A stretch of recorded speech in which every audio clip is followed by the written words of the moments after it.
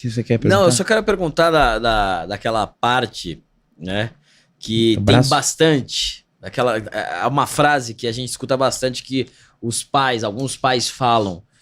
Eu não queria que o meu filho passasse pelas Tudo dificuldades que eu passei. Então, assim, o pai ou a mãe, eles tentam dar um atalho Sim. pro filho pra ele não ter o sofrimento. Sim. Assim, não, eu vou ajudar aqui com a minha experiência, eu vou impedir que o meu filho sofra pela minha experiência, só que isso é um negócio que você tem... Aleja, você vai alejar um menino. Então, eu queria saber a opinião da doutora sobre então, isso. entenda o seguinte, eu vou dar uma volta pequena aqui. Esse adulto, tá bom? Muitas vezes, e eu sou mãe, Gabriel também, você em breve em Alba. Vamos, hein, Alba? Vamos lá. Esse adulto, na verdade, ele tá, em última instância, é grave o que eu vou dizer, protegendo a si mesmo da dor. Porque até você ter filho, você tá lá, até muito o que o Frei Gilson falou. Foi o Frei Gilson que falou? Não, foi o Nicolas que falou. Você tá lá, você no centro, você decide, você vai, você acorda, você... A hora que você tem filho, você experimenta uma das situações, uma das experiências de maior vulnerabilidade. Porque somos vulneráveis, mas você tem a impressão que não. Que você tá no seu plano, tarará. A hora que você tem filho, você experimenta a vulnerabilidade e a nossa tendência é tentar controlar. E aí, pausa nisso. Então, eu não quero que ele doa, porque eu também vou doer de vê-lo doer, eu vou doer muito mais de vê-lo doer. Então, eu garantindo, eu acolchoando o caminho, ladrilhando o caminho, eu vou garantir que ele não doa e eu não vou doer também. Então, tem esse aspecto. Mas agora, pausa. A nossa geração de pais, talvez... Você tá com quantos anos, Gabriel? 40. E você? 37. Jovem. 37. Então, eu tô a velha aqui. A minha geração de pais, mas talvez vocês também. Fomos educados dentro de uma lógica que tinha castigo, tinha tapa, tinha cata pelo braço, vai pro teu Beliscão. quarto. Essa clássica. beliscão. O famoso apanhar Isso. na separação de sílaba. Cachorro. Sabe? Isso Então, daí a é gente foi clássico. educado desse jeito. Aí eu vou falar uma frase difícil, que assim, a gente foi entendendo com todo o conhecimento que veio surgindo, inclusive da psicologia, você tá lembrando? Tadinha? Apanhando no soletrando aqui, né? Apanhando e soletrando. Seu cachorro. Meu pai só olhava e falava, vai pro quarto, você vai. E da minha mãe eu apanhei 2 vezes, que ela fica, não esquece. Claro que não, entendeu? Ah, eu tomei algumas. Nossa, foi um na algumas perna, várias. A assim, maioria foi merecida.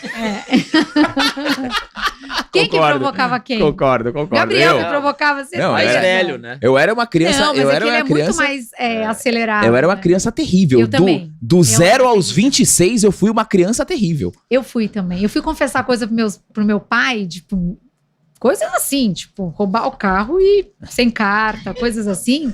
Gente, é terrível mesmo. Essa daí é Velho. nível hard, hein? Apareceu no Não, Rio de Janeiro na terça, né? Roubar o carro. É porque isso, gente. Eu amo carro há muito tempo. vocês Apareceu não no têm Rio de noção. Janeiro na terça. É. Não, minha mãe uma vez, eu voltando, em vez de ir pro cursinho, que eu já tava com 17, eu fui pro shopping. E aí ela falou, você foi vista Caraca, no hein? shopping tal, que a tia fulana, sempre tem uma tia, E não né? tinha celular na época, Você hein? foi Caramba. vista no shopping. E eu falei, mãe, fica calma. Às vezes, e eu sempre tive muita habilidade de comunicação, então o meu caminho de vida paralela era, eu manipulava mesmo, entendeu? Essa que eu realmente roubei o carro, eu bati o carro. Putz. E aí eu chamei meu amigo de infância, que pra mim ele era um MacGyver, eu amava. Ele era um MacGyver, Profissão eu virei perigo. pra ele e eu falei, Gui, é o seguinte, você vai ter que arrumar o carro pra mim.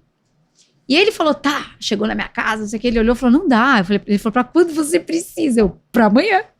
E aí eu menti, foi uma coisa horrorosa. Fui falar meu pai olhou pra mim e falou, você era uma delinquente. Eu falei, pai, esses aspectos automobilísticos eu gostava muito, muito. Eu adoro carro, adoro dirigir, adoro.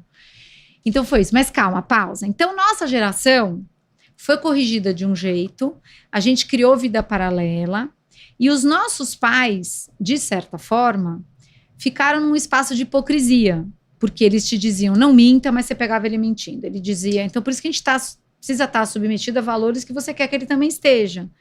Porque se a gente tem 2 pesos, 2 medidas, toda a nossa falha a gente justifica e a dele é inadmissível, a gente está criando um senso de injustiça mesmo. Perfeito. Então, a nossa geração, com muita calma nessa hora, para ninguém ficar revoltado, todo conhecimento que surgiu da vida rica dentro de uma criança, a vida da infância, o mundo interno rico da infância, como são formados, como se desenvolvem, toda a informação que chegou.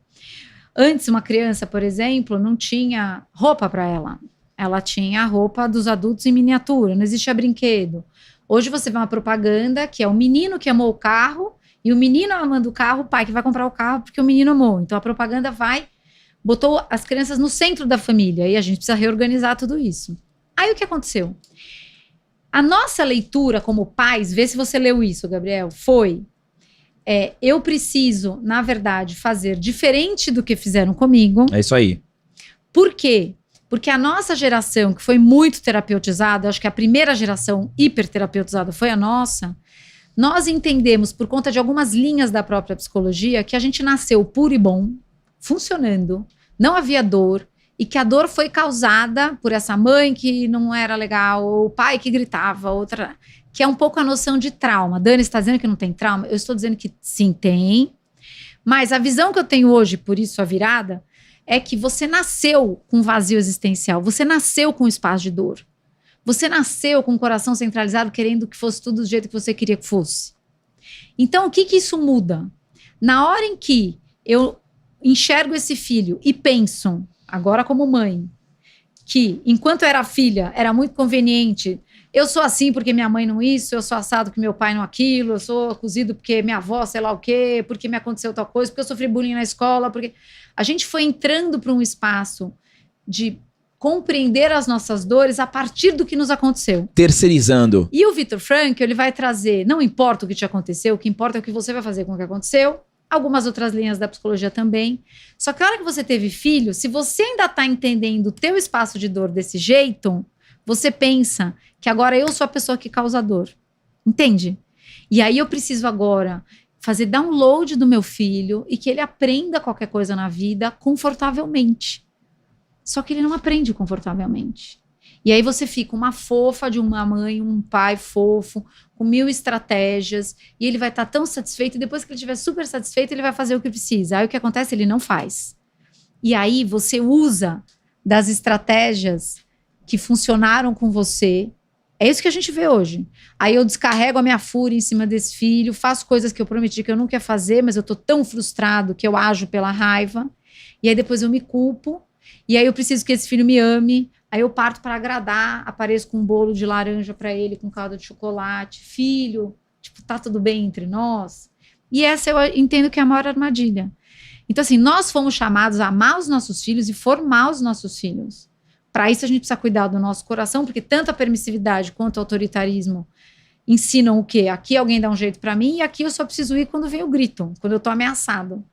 Mas existe um caminho que é esse do... Eu entendo a tua dificuldade, porque a minha dificuldade de levantar e ir para a ginástica é a mesma.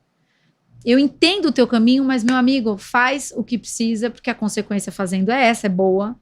Continua aí enrolando, guerreando, fazendo todo esse auê, a consequência é essa. E aí a gente precisa sustentar um filho desconfortável, um filho chateado.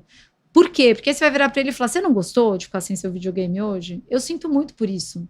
Amanhã, você não quer que isso aconteça? Cumpre o teu pedaço que isso nunca mais acontece. E aí você vai andando com todas as coisas, um dia por vez, usando disso para que ele vá aprendendo a postura correta perante a vida, entendeu?